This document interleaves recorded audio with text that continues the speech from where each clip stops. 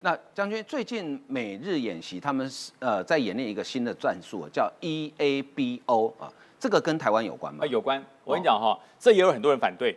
我在论坛上有很多的人就说，这会把台湾变成战争之岛，就是说美军把很多他的装备往日本的冲绳，往台湾周遭的岛屿变成一个远征的前进基地。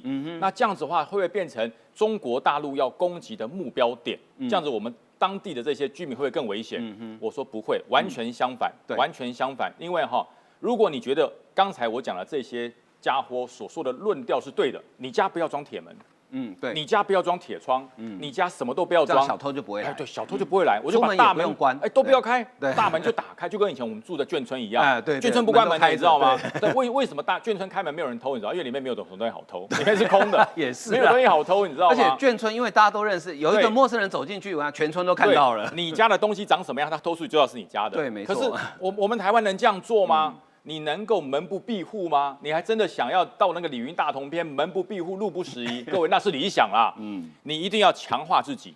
所以这种前进基地，你结合了美军的装备，美军只是把装备放在这里。所以你看，当时波安战争也好，各种远征基地战争也好，美国的第一件事情，他所升的军官都不是作战军官哦，是后勤军官。后勤，对，我的粮草、我的弹药、我的资源先到。我们后续我的部队投射到了之后，他马上有弹药可以用，他马上有武器可以用，他立刻整合，就是远征基地的概念。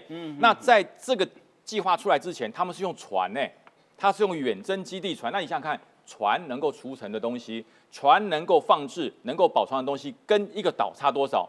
岛上面可以有完整的坚固工事，岛上面可以有完整的保湿除湿的功能，它可以让这些装备永远保持堪用状况。所以说，美国现在用整个这个计划 Eabo 就是远程前进基地这个状况做起来之后，不止台湾、冲绳是强化了第一岛链的即时应战的作战持续力。对，的确这个当然不是为了帮助台湾而已，这是美国整个印太战略布局一个很重要的一环。So Keen Sword, it's been an exercise that the U.S. Armed Forces have done since 1986. What it essentially boils down to, it's an opportunity for us, Marine Corps and other portions of the Joint Force, to train alongside our partners, the Japanese Self-Defense Force, find that relationship and improve the way that we can operate together with one of our more significant allies in the Pacific.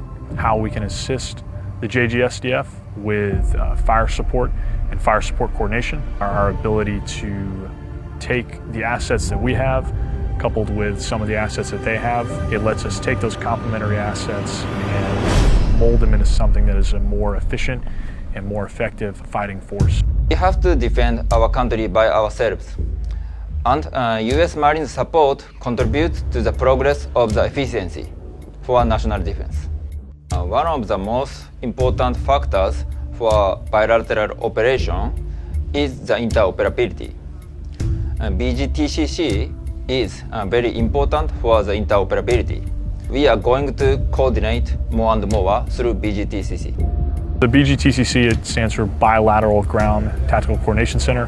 Essentially what that is, it is a connecting node that will connect the United States Joint Force with Japanese forces that will allow us to reach back to the Joint Force and pull in things and capabilities that maybe are not organic to the Japanese. Again, something to consider whether we're in early stages of competition, crisis, or contingency. We're operating here on Japanese land and can assist them in the assets they do have organic to them in whatever stage of crisis or competition we find ourselves in. The medical integration piece is wonderful. Here, what we did is give a chance to demonstrate what a mobilized Role 3 potentially would look like and the sort of asset it could bring to the fight when we're talking about a joint front. So that integration, not just of combat forces, but also medical forces, increases that survivability. So when you have a mobile Role 3, it really can help increase that chain of survival and the ability to actually do prolonged additional stabilization, resuscitation surgery. Everything we can do more realistic when it close to combat, right, is just going to benefit our Marines and us in the way how we react towards a crisis. And for Keen Sword, it was my first time interacting with the Japanese ground self-defense forces as we did. And they're as invested in these operations as we are. We were happy to work together, we were happy to see how the other ones work, and happy to understand that we're allies here in the Pacific. They are making a big difference here in the missions we have in the Pacific, in Okinawa, and with our allies. So it definitely makes you feel part, not only Americans, not only Japanese, it's of a friendship, of an alliance, and it's just a phenomenal feeling.